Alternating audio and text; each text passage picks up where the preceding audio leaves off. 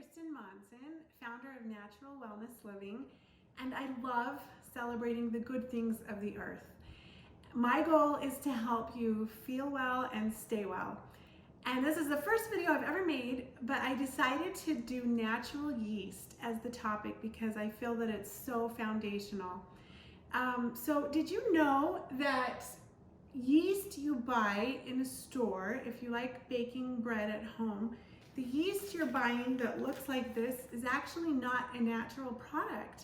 It might look natural and feel natural, but it is a man-made product. It's not found in nature.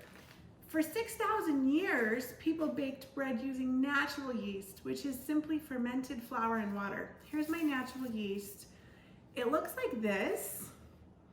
It's just a bubbly mixture of flour and water. And in the comments, I have a flow chart that can show you how to make it, or there are a lot of places you can get it, or you can get a start from a friend who has one. Some people call it a sourdough start, but it doesn't have to be sour depending on how you use it and what you do with it. But the point is, it can raise your bread, which is amazing. So this loaf of bread, for example, was made with natural yeast. The synthetic yeast that's laboratory made will raise your bread faster. You can make a batch of bread in an hour and then bake it. But the natural yeast will break down the glutens to safe levels. People who are diabetic, gluten intolerant can handle natural yeast bread a lot more. It makes the nutrients more bioavailable because of the way that it breaks down the enzymes. So it's really just a more natural process. It's alive. In the early 80s, when they switched from using natural yeast to synthetic laboratory yeast for convenience, a lot of people started having diabetes, having gluten intolerance, and I think the reason why is that we switched from using the method that had been proven for so many thousands of years. So if you want to make your own bread at home, this isn't bad, but there's a better, more natural way, and that's what I'm going to teach you. So today I'm going to teach you the easiest recipe I know. It's actually not bread, it's waffles. But if you keep this in your fridge, whenever you're ready to use it, just pull it out, and I'm going to take out a cup for my waffles here. So just a cup of the natural yeast, and then putting it in here. I keep it covered in the fridge, so that's why this is here. I keep it covered like this. You don't want it to be airtight. It's a living, breathing thing. It has to be able to let air bubbles escape and have oxygen come in. So don't make it airtight, but you can cover it just with a yeast crock lid if you have that, or just saran wrap, or you can put it in a mason jar, put the jar lid upside down so that it's not airtight. All of those are options. Anyway, I'm going to put a cup of this in here for my waffles. And the reason I'm making a recipe for you is because every 4 days or so, your yeast needs to be fed. It needs new flour and new water. And if you keep feeding it without using it, it will just grow and grow and grow into this enormous thing. So I take some out, and I could dump it, but that would be a tragedy. So I take some out to use it. And now I'm going to feed my start, and I'll show you how to do that.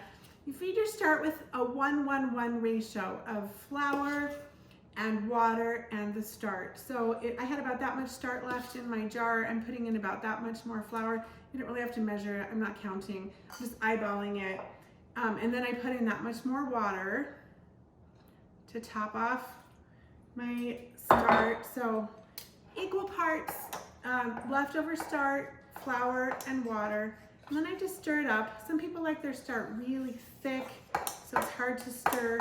Some like it really thin. I just like it somewhere in the middle. Looks like it needs a bit more flour.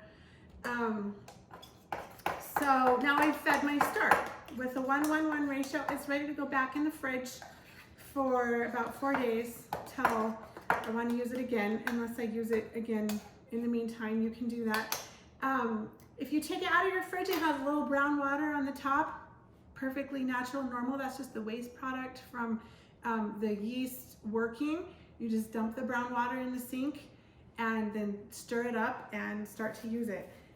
So after that, you can just cover it, put it loosely, put it in the fridge, and it'll be fine for the next 4 days, even a week. It's flexible.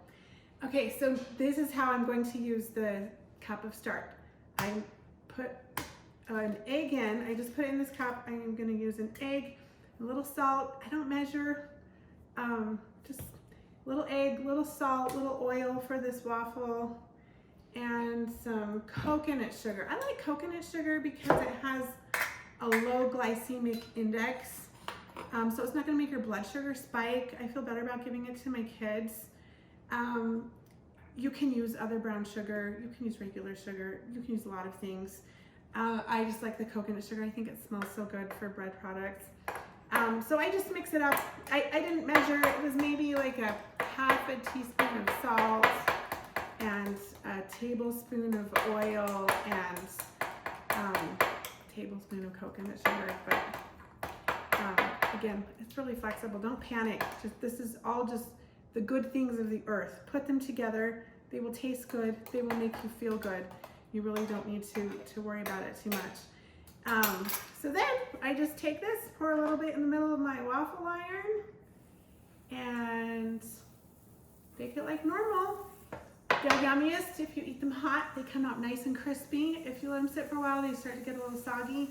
But it's just a really easy, healthy breakfast for my kids when they come into the kitchen in the morning. Mom, what's for breakfast? It's so easy to pull out the natural yeast start, mix this up, pour some in. I didn't need a mix. And I know it's so good for their bodies. So that's just an easy recipe for your natural yeast, and hopefully now you understand how to use it a little bit. Next time I can show you how to make bread. But stay well. Thank you.